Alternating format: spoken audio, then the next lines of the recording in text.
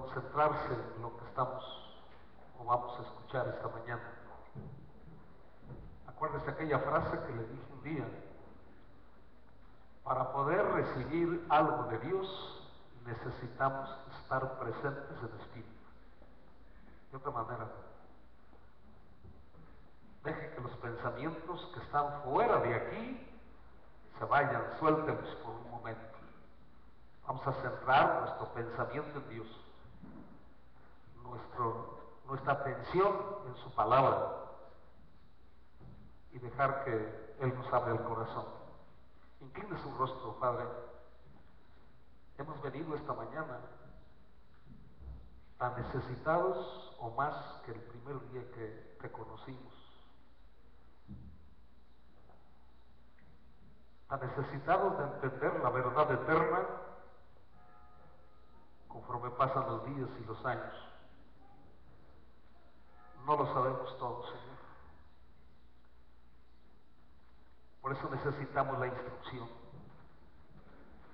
pero necesitamos un corazón humilde para poder recibir tu palabra. Quita de nosotros nuestras soberbias, nuestras falsas pretensiones, altiveces, orgullos y falso intelectualismo, Señor, en cuanto a tu palabra. Queremos tu palabra sencilla, comprensible para nosotros, que nos lleve a entender y a vivir aquello que tienes plasmado en ella. Hemos oído,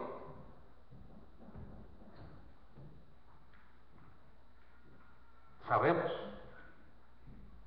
pero la pregunta es ¿cuánto entendemos de esto?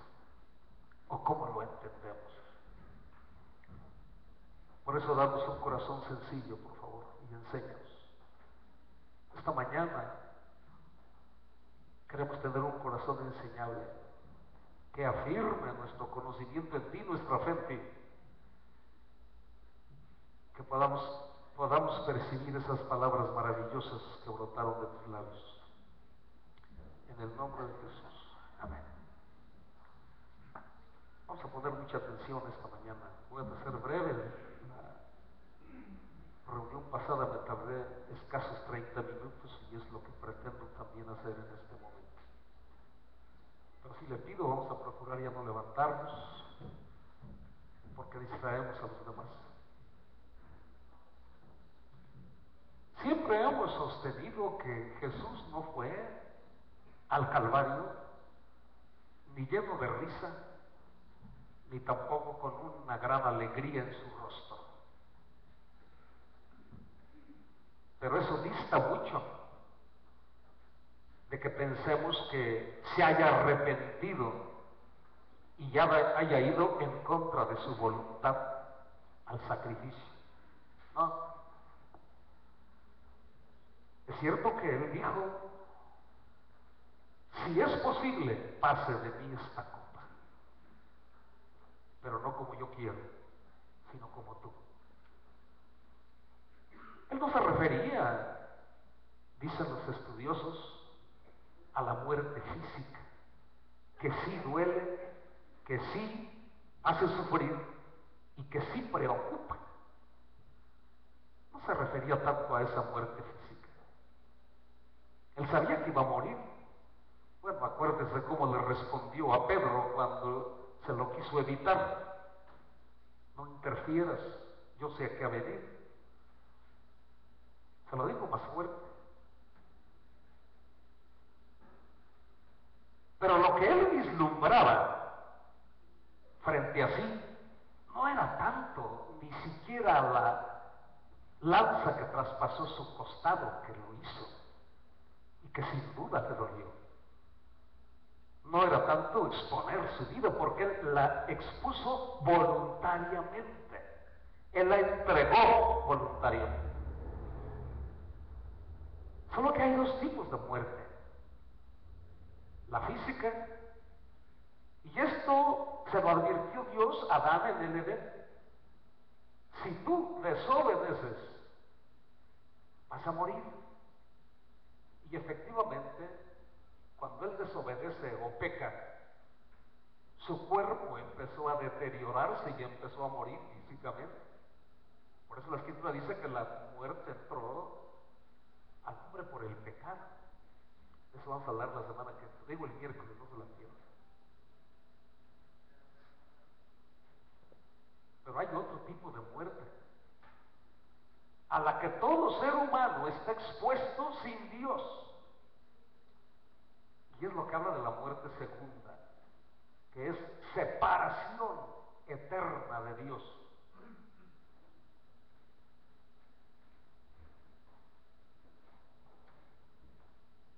Así que Jesús se refería más bien a eso, a esa separación que iba a tener objeto, que él veía ya frente a sí, porque él sabía que había venido, conocía la santidad de su Padre, sabía el precio de nuestra salvación, y por lo tanto, en ese momento es cuando él expresa unas palabras que nosotros tenemos que comprender esta mañana, no solo saber, ya lo hemos sabido, cada año lo oímos, el asunto es, ya lo entendimos. Yo me he centrado en 4 palabras únicamente, a efecto de entenderlo mejor. Pero él le dijo a su padre, ¿por qué me abandonas?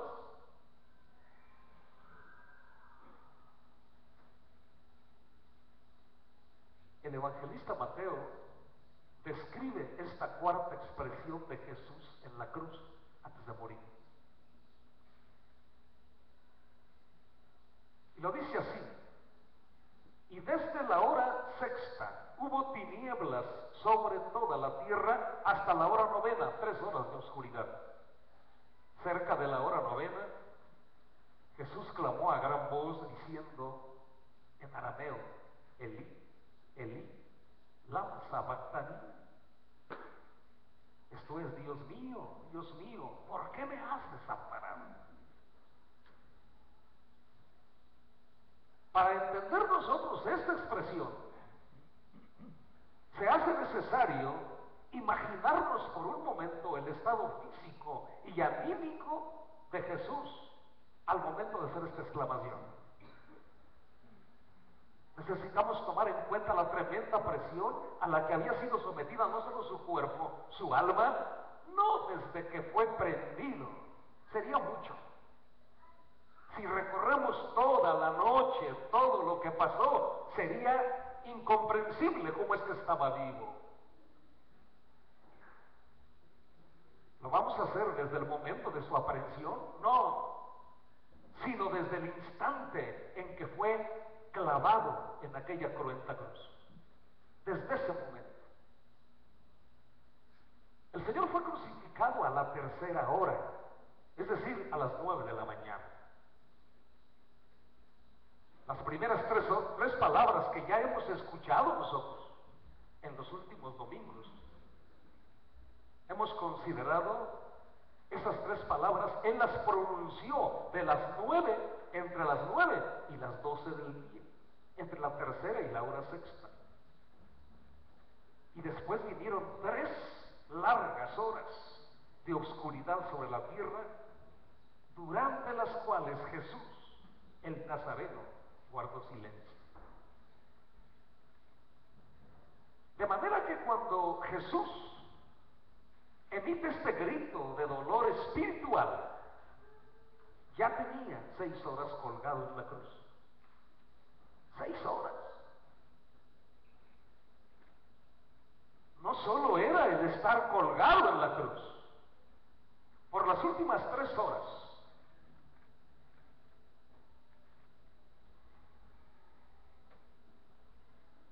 había permanecido en silencio.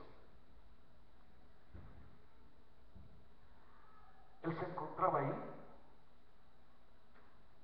no solo en la negrura, en la negrura de la oscuridad. Yo quiero que piense en esas 3 horas que cayeron tinieblas sobre la tierra. Él empezó a penetrar por el túnel sin regreso del alejamiento de Dios, que era lo que él realmente le preocupaba cuando expresó: ¿por qué me abandonas? No solo estaba expuesto a ello, encontramos a Jesús expuesto a todos aquellos que le veían o que pasaban por ahí, aquellos que lo habían llevado incluso al sacrificio y hasta los que los habían juzgado. Los que pasaban le injuriaban. Curiosamente, hay quien todavía pasa y le sigue injuriando. La casta sacerdotal, compuesta por escribas, fariseos, saduceos, aquellos poseedores de la ley, aquellos moralistas, les escarnecían de una manera desafiante, y otras llenas de burla. Y por si fuera poco, aún uno de los ladrones le menospreciaba. ¿Usted se imagina el impacto en el alma de Jesús? Después de 6 horas colgado en aquella cruz. Es entonces cuando, una vez más, se deja oír su voz. Pero ahora no como un clamor, no como una palabra de petición. No fue eso lo que salió solamente de sus labios. En ese estado de prolongada agonía en que se encontraba Jesús, sino que fue un grito desgarrador que salió desde lo profundo de su alma, atormentada por la lejanía de su Padre. Ese grito que nosotros podemos condensar en las siguientes palabras: Dios mío, ¿por qué me has desamparado? ¿O por qué me abandonas?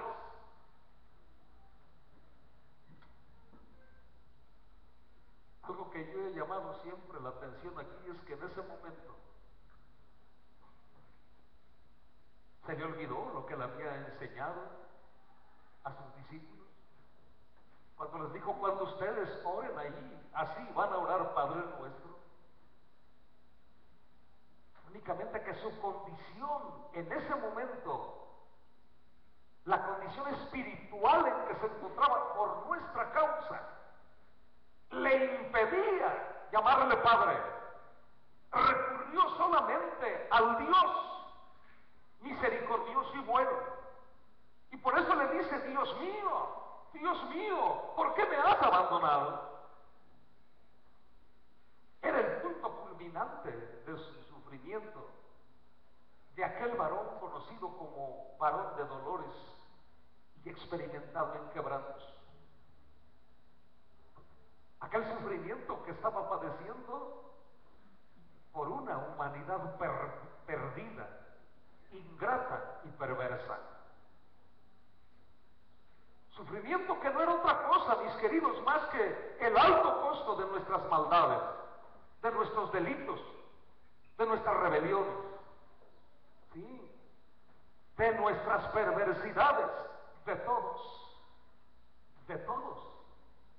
incluido yo y usted, y los que lo acepten y no lo acepten. Pero ahí estaban los pecados del más vil pecador sobre aquel hombre. ¿Por qué me abandonas? Y este grito, aunque está entre interrogaciones, no es un reclamo o un cuestionamiento de Jesús, sino el lamento al experimentar la separación de Dios como el sustituto del pecado. En el momento en que caen sobre él las transgresiones de todo ser humano, que hubiera pisado, pisaba y pisará esta tierra. Dios se apartó de él. Y ese abandono le pegó tremendamente, y por eso él expresa: ¿por qué me abandona?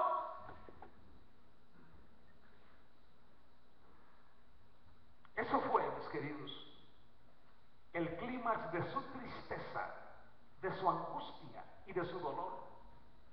Esto no quiere decir que los azotes no le hayan dolido, los golpes no le hayan dolido, la corona de espinas que traspasó su frente, que no lo haya sufrido, sí, pero no se podía comparar con este dolor, con este sufrimiento. La separación de su padre le llenaba de angustia, de tristeza y de dolor. Por eso expresó: ¿por qué me abandona? Quiero que piensen en un hijo que se encuentra en una condición deplorable, de desgracia, y busca a su padre y le clama a su padre, y su padre no le responde. Jesús tenía la experiencia, y esto lo vimos frente a la tumba de Lázaro. ¿Cómo empezó su oración?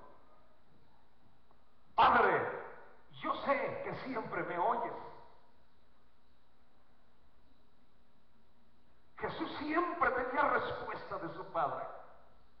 Pero en este momento la respuesta a aquel clamor solo fue el silencio.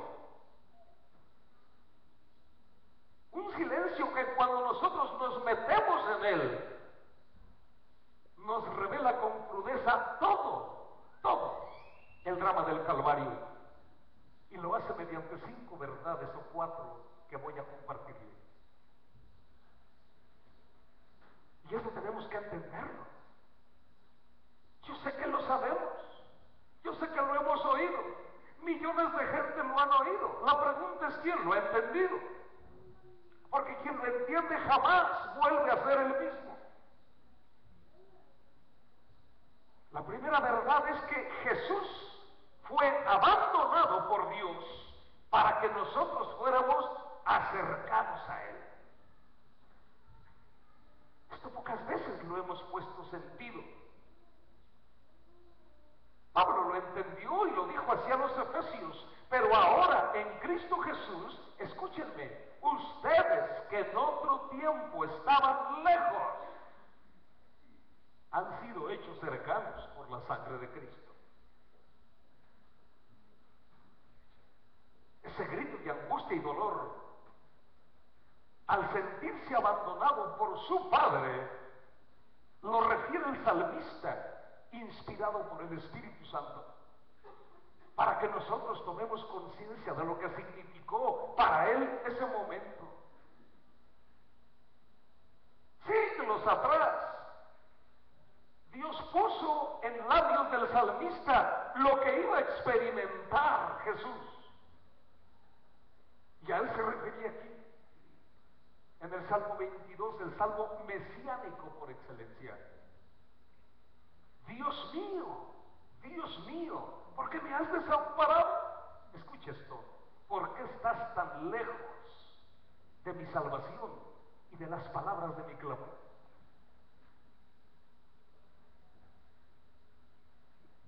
Sí, Jesús, el amado Jesús,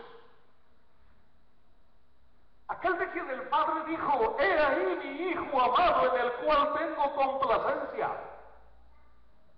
fue abandonado por su amoroso Padre. Y lo hizo para que nosotros nunca fuéramos abandonados. Él sufrió el abandono de su Padre para que nosotros no fuéramos abandonados. Él ocupó nuestro lugar, ese lugar que por nuestros hierros nos apartaba de Dios para siempre. Él lo tomó para que nosotros fuéramos hechos cercanos.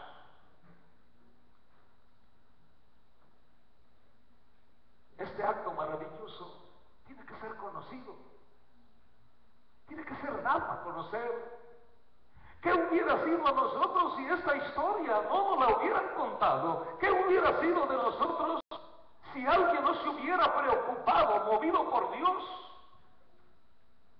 para contarnos este relato? Estuviéramos sin Dios y sin esperanza, alejados totalmente de toda promesa y de toda esperanza. Por eso el propio salmista dijo: esto será contado del Señor hasta la postrera generación, hasta la última. Vendrán y anunciarán su justicia a pueblo no nacido aún. Anunciarán que Él hizo esto. ¿Qué hizo? Aceptó el alejamiento de su Padre para que todos fuéramos hechos cercanos a Dios. Esto es tremendo. Quien lo entiende nunca anda buscando excusas ni caminos alternos para soltar el compromiso con Dios. Quien lo entiende se rinde. Y quien lo entiende no vive más que para Él. Y no está buscando caminos fáciles. Sabe que en esto va la vida. Y está dispuesto a entregarla como Él.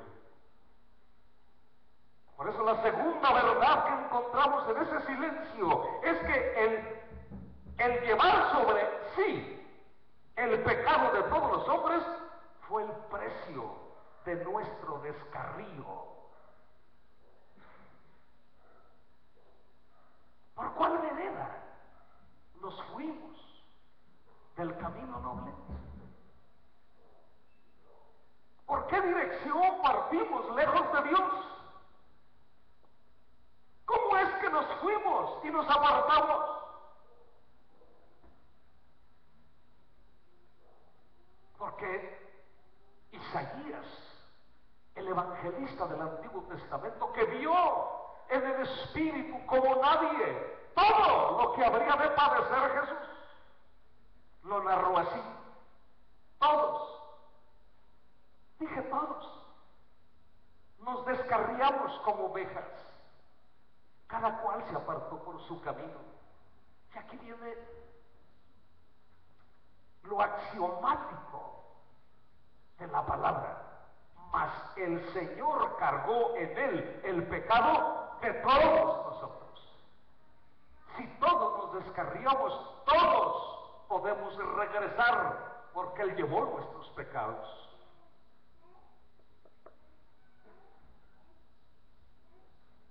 Por lo que al poner sobre Él nuestros delitos, pecados y rebeliones, esto hizo que Dios, su amoroso Padre, apartara su rostro de Él, que lo abandonara, pues, hombre, por una razón, solo una. Y esto a pesar de doctrinas de hombres, a pesar de argumentos humanos que se esgriman de una forma y de otra, como yo decía, queriendo encontrar un camino alterno. No lo hay. Esta es una verdad axiomática. Dios no puede ver el pecado. Te lo voy a repetir: Dios no puede ver el pecado. Pero sus iniquidades han hecho división entre ustedes y su Dios. Y sus pecados han hecho ocultar de ustedes su rostro para no oír. ¿Qué hace el pecado, mis queridos? Divide, separa al hombre de Dios. Yo le dejo esto para que podamos realmente, como le decía, entenderlo. Y yo sé que está pensando, porque para eso somos listos. Argumentamos de una manera, usamos la misma palabra para tratar de mitigar el golpe. Y el golpe no podemos mitigarlo. La palabra no quiere decir, la palabra dice siempre.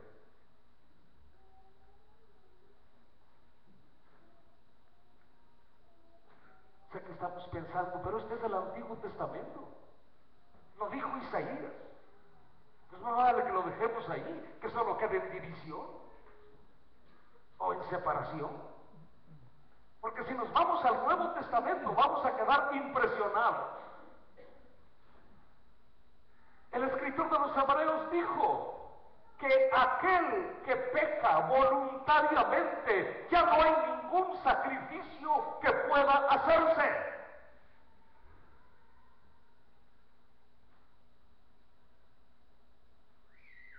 Esto para aquellos que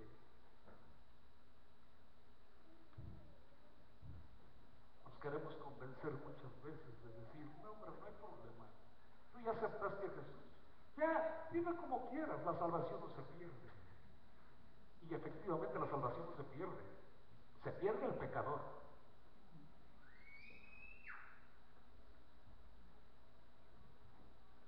Cuidemos nuestra salvación con temor y temblor. Y se cuida lo que se puede perder, sino para que se cuide. Y Pablo decía que tenía que tener cuidado él, porque no hubiera ser que habiendo sido el heraldo, se deslizara él mismo. Pero esto queremos. Ya no queremos diferir de nada de lo que sabíamos. Yo estaba reencantado cuando me dijeron en la religión que yo no me iba a condenar, que para eso había muerto Cristo. Dios no puede ser tan injusto para mandarme al infierno. Por eso ha creado el purgatorio, donde todas las almas van a ir ahí. Y en un breve tiempo, después de que les paguen unos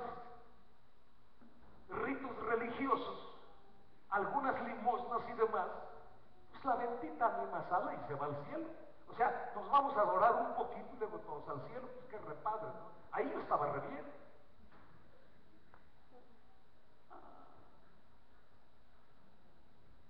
La salvación del hombre costó sangre santa. Y no puede ser tan barata. ¿Por qué no puede ser tan barata? Sencillo. A veces los cristianos aceptamos, queremos, recibimos y deseamos oír que en Dios hay bendición. Nada más que esa bendición tiene un precio y se llama obediencia. Yo he dicho que es una aberración pedir la bendición de Dios viviendo una vida de pecado. Imposible.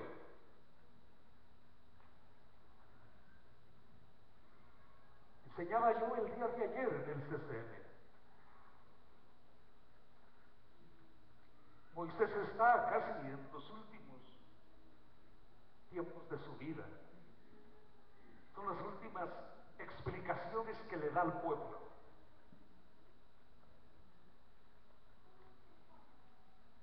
Y dentro de ellas se narra en el libro de Deuteronomio cómo cuando el pueblo iba a entrar a Canaán, le dijo, vas a pasar en medio de dos montes. En un lado va a estar el monte Ebal, que es el monte de la maldición, y en otro va a estar el monte Gerizim, que es el monte de la bendición.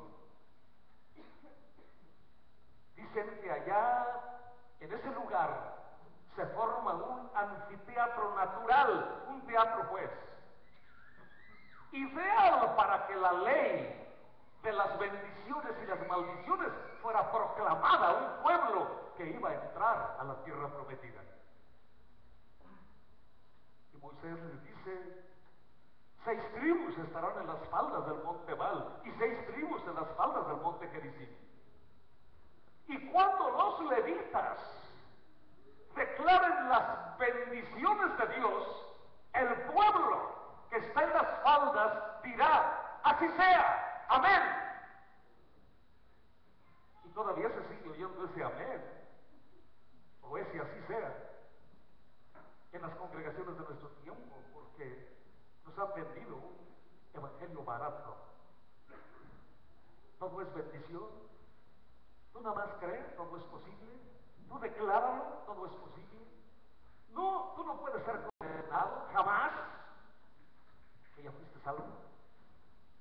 El asunto es que en el otro lado había otro monte y otras 6 tribus, y cuando se declararon las maldiciones, que fue todo lo contrario de las maldiciones, escúcheme, la gente que estaba allá tenía que gritar, así sea.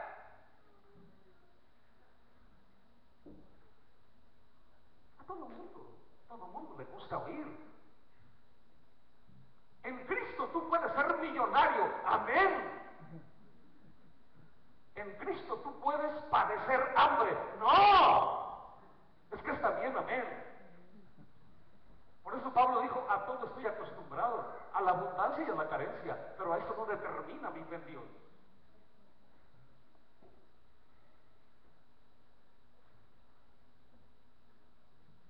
Tajantemente, el pueblo judío se movió en medio de 2 montes, el de la bendición y la maldición. Por eso Josué se para después y les dice, a los cielos y a la tierra llamo por testigos hoy, que pongo delante de ustedes el camino del bien y el mal. Escojan, pues, por cuál quieren caminar. ¿Qué quiero decirle? Tanto en aquel tiempo como ahora, el hombre, después del sacrificio de Cristo, incluso está puesto para decidir su destino. Y la gracia no es un salvoconducto para pecar. Pregúnteselo a Pablo. ¿Perseveraremos pues en el pecado para que la gracia abunde? De ninguna manera. ¿O no saben ustedes que cuando han sido bautizados en el Señor han muerto al pecado? Entonces, ¿para qué quiero yo un salvoconducto humano de decir que si peco no me condeno de todos modos? Porque una vez salvo para siempre. ¿Somos santos o somos pecadores?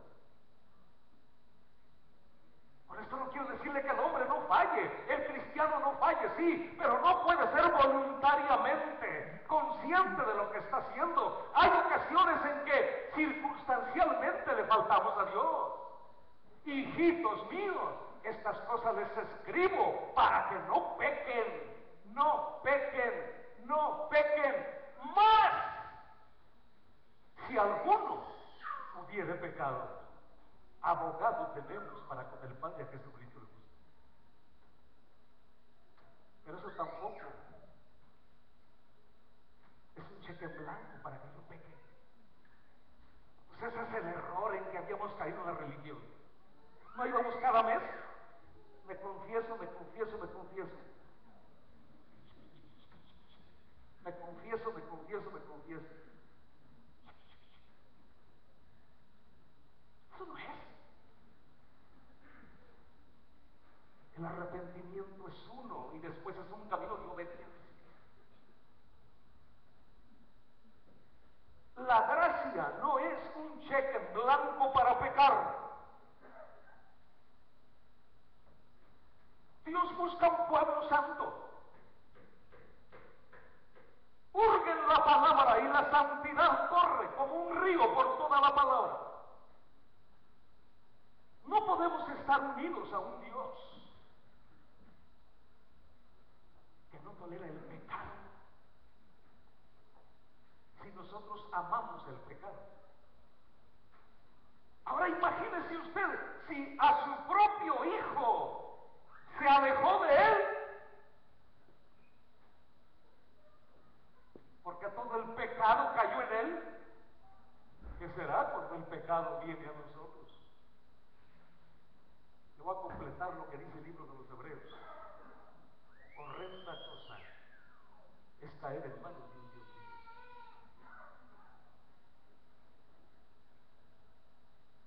Por eso le pregunté cuántos hemos entendido esto.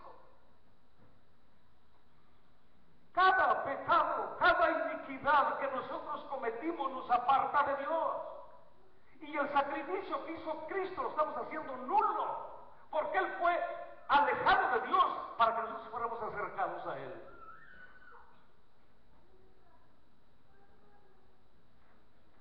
Por siempre Dios ha sido santo y por siempre no puede ver al pecado y nunca podrá ver al pecado. Por eso pide santidad de nosotros. Sean santos como yo soy santo en toda su manera de vivir.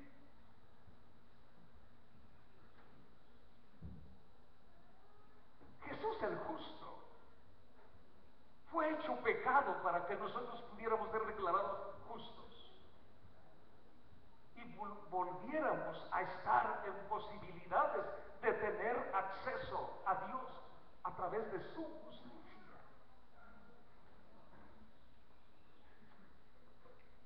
Por eso he señalado muchas veces que es cierto, Dios no nos salvó por buenas obras, pero nos salvó para buenas obras. No solo debemos dejar de hacer lo malo, tenemos que hacer lo bueno. No para ganarnos la salvación, sino simple y sencillamente para no hacer nulo el sacrificio de Cristo y por lo tanto su gracia.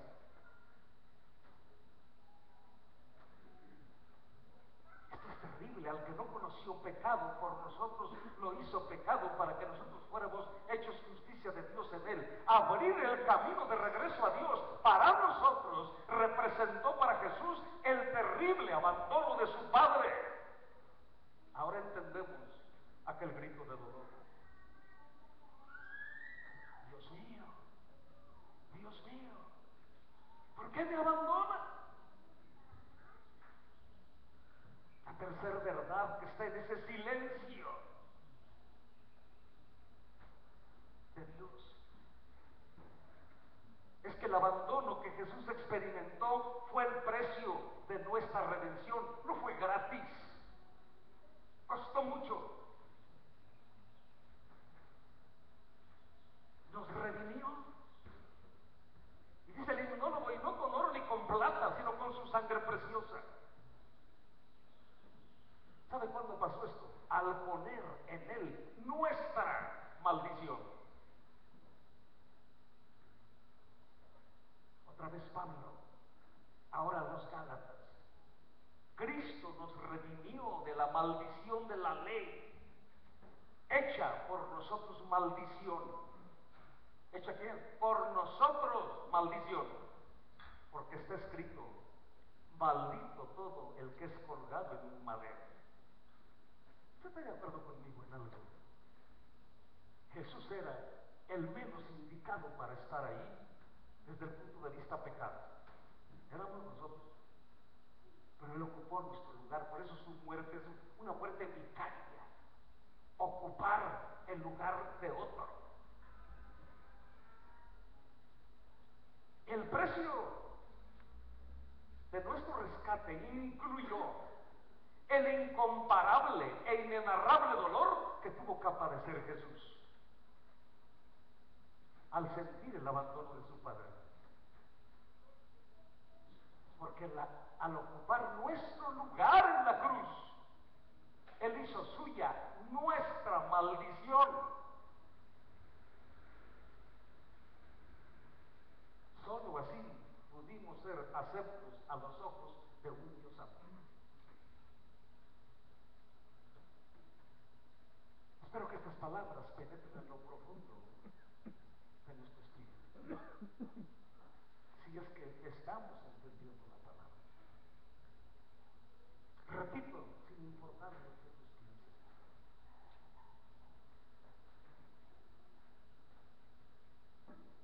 Respetando cualquier posición.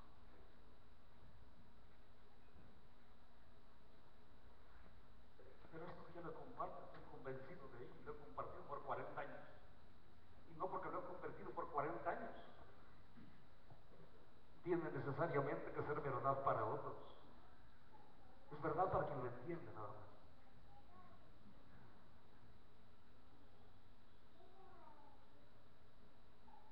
Por eso le he dicho que nunca va a encontrar cosas extrañas ni raras. No. ¿Con qué ganas me hubiera yo quedado a completar toda esta serie de conferencias que comenzamos hace 4 domingos. No sabe con qué ganas. Tengo un compromiso ineligible. Vamos a salir. Pero vamos a estar compartiendo aquí todavía la quinta palabra del miércoles, la sexta el jueves, y el viernes se dará la séptima también, y el domingo se hablará de resurrección. No se pierda eso.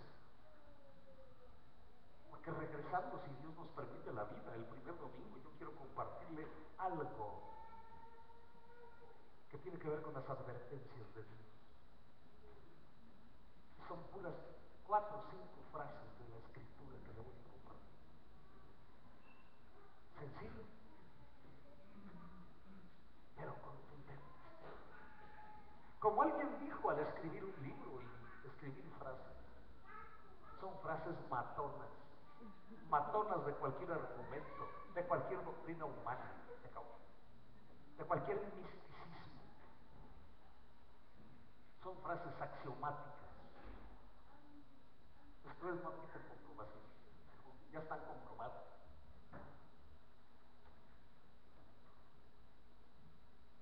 Después en mi corazón eso hace como 8 días y ahí lo dejé. No puedo interrumpir esto. Pero esto es sencillo. Este es el evangelio sencillo, mis queridos. Ya dejemos del argumento que traemos aquí de sacar por dónde me escabullo, por dónde se me hace más fácil, por dónde esto no. El precio es morir. Es ineludible eso. No lo dijo Jesús así. El que quiera ganar su vida por causa de mí, la perderá. Pero es a lo que nos resistimos. No. ¿De qué manera no puedo perder tanto? No estamos vendiendo jitomates. Estamos negociando chiles. Esto es así y el precio es ese. Y por eso lo pagó Él. Para que nosotros nos libremos de algo impagable para nosotros. Pero no por eso podemos menospreciarlo. No nos costó a nosotros, pero no costó a Él.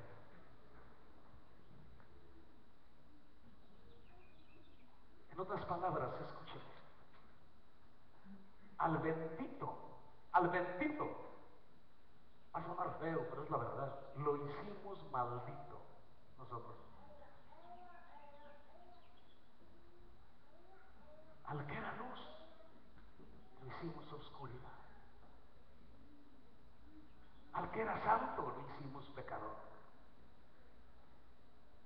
Todo esto al ocupar nuestro lugar en la cruz. ¿Qué es esto? Nuestros pecados fueron la causa del abandono de su Padre. ¿Con cuántos sumamos? ¿Con cuántos colaboramos? La de todos. Creo que tenemos muchos como para no pensar que se nos dificulta aportar aquí.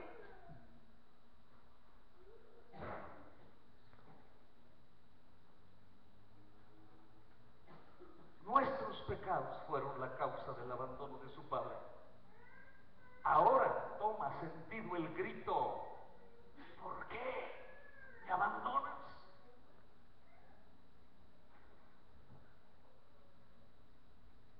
Y esto nos lleva a la última verdad. Que Dios el Padre lo hizo objeto de su juicio.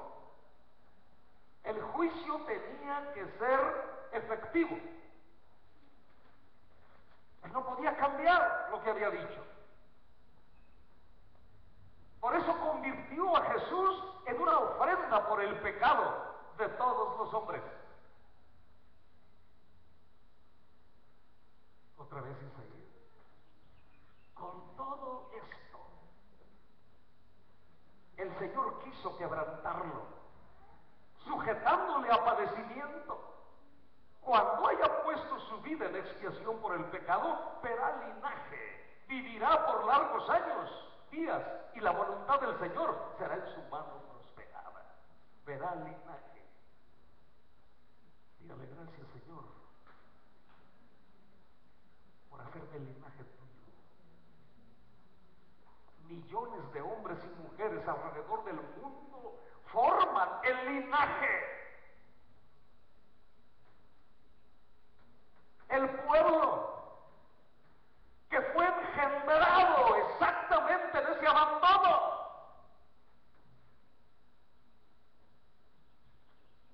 Cuando Él nos vistió con su justicia.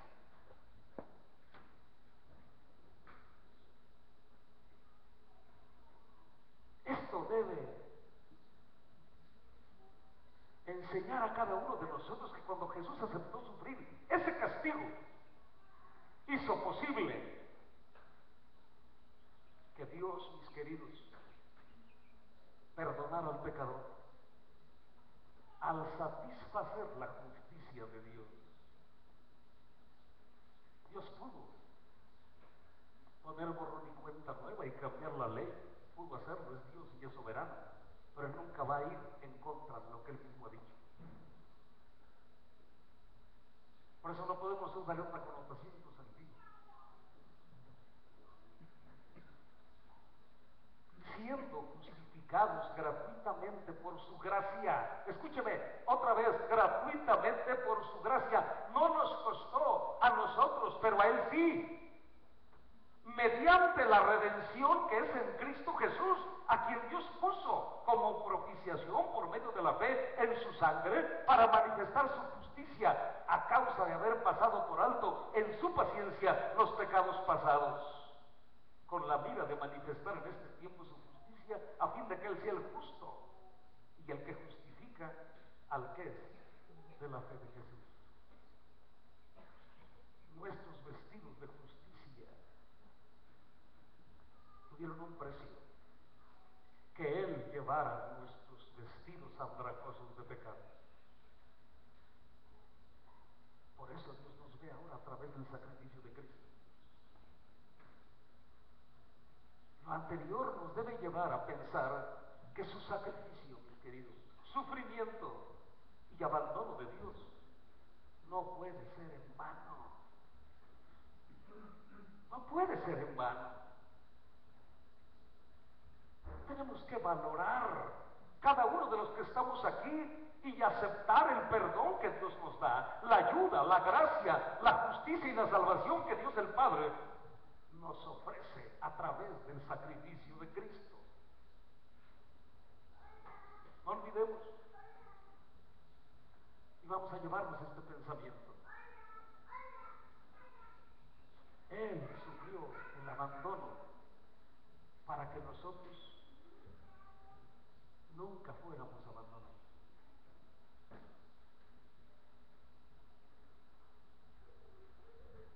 Esta semana es de representación, es de recuerdos, es de azotes, es de sacrificios. Los unos se olvidan en 8 días, el sábado todo vuelve a ser lo mismo.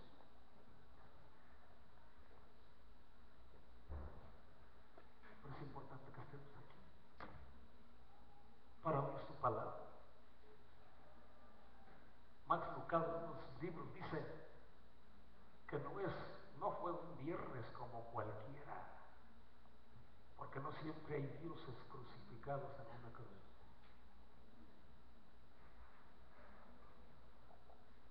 ¿Entiende por qué tenemos que estar aquí? Pero con una mentalidad sencilla. Dios, háblame.